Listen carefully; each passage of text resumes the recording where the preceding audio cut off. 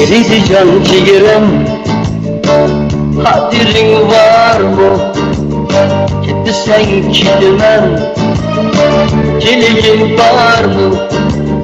Eridi can ciğerim, kaderin var mı? Ulu sen kilmen, dileğin var mı? Unutay dedim seni, unutamadım. Meni kalbim yığlaşkıla yaratılmadı. Unutay dedim seni, unutamadım. Meni kalbim yığlaşkıla yaratılmadı. Bu sögümdün şu bilenme şahidi könglim. Kalbim ile hem bunca günah ötküzgen yerde. Kerbaladır, aşk yıllardır unuttuydu hemme. Ah bu könglim körgendi seni titreydi herde. Bu sevgimden şu bilenme şahidi könglim. Kalbim ile hem bunca günah ötküzgen yerde. Kerbaladır, aşk yıllardır unuttuydu hemme. Bak bu könglim körgendi seni titreydi herde.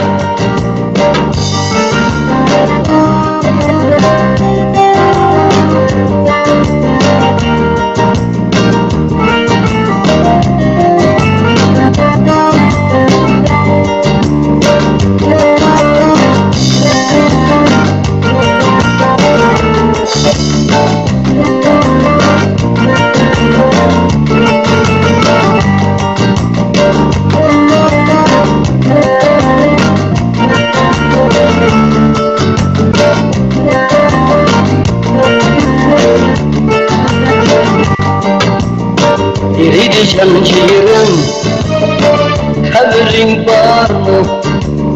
Gitti sen kilmen, dileğin var mı? Eridi can ciğerim, kaderin var mı?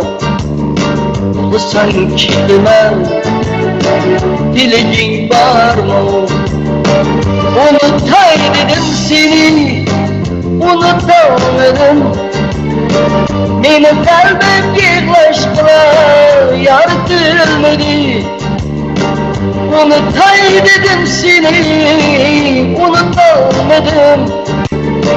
Benim kalbim yığlaşkıla yaratılmadı. Bu sögümdün şu bilenme şahidi könglim.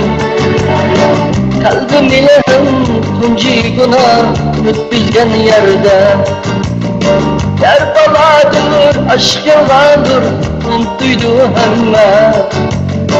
Ah bu könglim körgendi seni titreydi herde.